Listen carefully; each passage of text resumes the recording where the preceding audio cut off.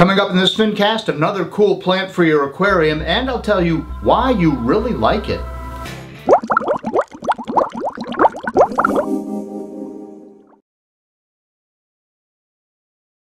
Oh, I see better color, I see more activity, my fish breed. I have a full-line pet store. I have fish tanks where I have apistogrammas breeding. I have fry.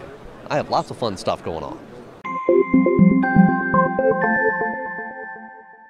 Hi everybody, John here with another Fincast. Sorry I haven't posted for the last couple of Sundays. I've been extremely busy with different things, life throwing at me. But one of them was, actually went trout fishing to celebrate my birthday. We were on a beautiful river, the Elk River in West Virginia. And it was just an absolutely beautiful fishery, and we caught lots of fish using very small little tiny flies about that big.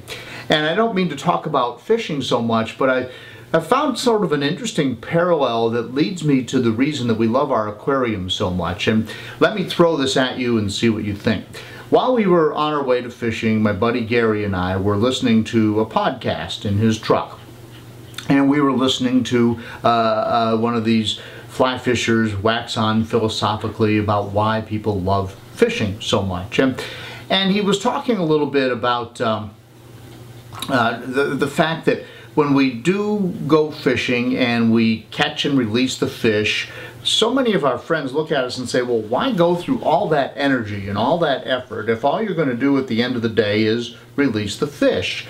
And it doesn't make any sense. Why don't you eat the fish? And the point of fly fishing at the end of the day really isn't so much to have the fish as it is to solve the puzzle to catch the fish. Does that make sense? So you go there, you want to be in a beautiful place, you want to figure out what the fish is eating, or if you're actually fishing to a specific fish, you want to figure out how to get it to take the fly, and then you want to have the skill to deliver the fly, and you want to have the skill to reel the fish in without the fish breaking you off, and you want to look at the fish for a moment, maybe take a picture, and then you want to release the fish because you want that fish to continue to be there as a resource, and so the river is plentifully stocked with fish so other people can enjoy the process. So we're listening to this podcast, and the guy's trying to explain this, and he says, look, the fish is really not so much the end goal. If what we really wanted to do was to have fish, we just go out there with big nets and catch them, right?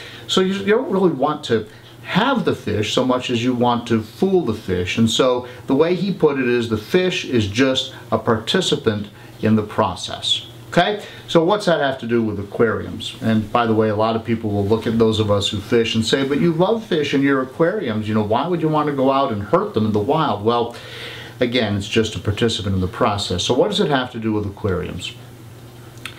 I would suggest that what we really are looking for when we are putting our aquariums together, whether it's a basic aquarium with a plastic castle in it, or whether it's an advanced aquarium with living plants, or a marine aquarium with fish and corals, what we're really looking for is the process of bringing that nature into our homes. The end goal maybe is to sit back and relax and look at the aquarium, and I'm sure for many people it is. But for those of us who are hobbyists, and I'm thinking if you're watching this podcast, you're probably a hobbyist at some level, what you really are looking for is the process. You're looking for solving the puzzle, just like me fly fishing. So we're out there and we're trying to fool the fish on the stream, and what we're trying to do in our living rooms or in our dens or in our man caves or whatever it is. I heard a new word, she sheds, the other day for women. What we're trying to do is we're trying to build that environment that makes the fish happy, or the corals happy. And not only do we want them happy, but we want them to thrive. Sometimes that means just working with the filtration. Sometimes it means getting plants to grow. Sometimes it means getting the right lighting and the right salinity and the right whatever it is, nutrients for your corals to grow, calcium, alkalinity balance, the things that we talk about in some of these podcasts. So I would suggest to you that the end goal is the process. The journey is the destination, as they say. And so just like with fishing, where the fish is a participant in the process, I would submit to you that with our aquariums, that the fish are also a participant in the process. The plants are participant in the process, the corals and so forth. So today, let's go into a little bit more of the process. We're looking at a planted tank today and a little bit more advice from an expert. The plant I want to talk about today is Hygrophila pinnatifida. That's a mouthful, and don't worry, I'll put it on the bottom of the screen so you can figure out how to pronounce it. But this is kind of a cool plant. It can grow reddish leaves, and what's interesting about them is they sort of have that fern-shaped leaf. And this is a relatively easy stem plant to grow, and a nice addition to your aquarium. You don't see it all the time, so you'll probably have to scratch around online, and if I can find a good link that I feel comfortable with, I'll put that with the description of this video. But once again, I want to go to Brandon McLane, who I've interviewed him on multiple occasions, who is with Florida Aquatic Nurseries and is basically a nursery that supplies plants to wholesalers all around the country. And Brandon lives this every day and really understands what these plants are about. So I asked him for some advice on how to grow Hygrophila pinnatifida.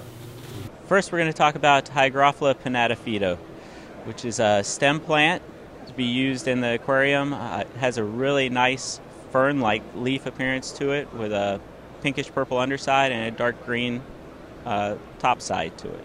A serrated type leaf. It reminds me of bulbitis sometimes, and when people come and see it at the show, they ask first if it's bulbitis, but it's not. It's true Hygrophila. Well, the care and the maintenance and the positions are very versatile with this plant. So it's a slower growing stem plant, which is nice because it doesn't take as much trimming and maintenance. And it also opens it up to some new categories because this plant will actually root onto wood or rock where most other stem plants won't. So you have a new option of creating a unique aquascape by allowing this stem plant to root onto your wood or rocks. The lighting requirements are going to be around the moderate level. If you can get some higher lighting, you're going to get more beautiful colors to it, but it'd be happy in the mid-range on the lighting also for growth. The water requirements are the same basic water requirements that all the plants will grow under, so there's nothing special or unique that you need to change for this specific plant. How tall does it get? Would you do mid-ground, foreground? It can grow to the surface, but you can also keep it trimmed on the shorter end, so you could get away with the mid-ground. In the tank behind me, you'll see it displayed in kind of a mid-ground setting, but you could allow it to be a background plant also. So thanks very much to Brandon once again, and I do have an entire playlist of my interviews with Brandon, and he gives great advice on how to keep everything from the plants that carpet the bottom of your aquarium to those that attach to rocks and wood and so forth. And in fact, that's one of the things that this one, as you heard him say, will do, to just about any other plant you can imagine. And so please click on the playlist with the card, and you'll see some other options with Brandon. And if you're looking for some other planted aquarium options that are not with Brandon, well, I've also got a playlist on planted aquariums as well. So I'm on a little bit of a planted kick right now. I'm just loving the aquarium in my office, that is with my huge driftwood project, and a lot of you have clicked on to watch those videos, so I appreciate that. So please check those out if you're just catching up with my huge driftwood planted tank project. It's a beautiful 55, and I'm sitting here looking at it right now. It's just off camera and just really enjoying it. Thanks for watching. My name is John Carlin, and I'll see you in the next Fincast.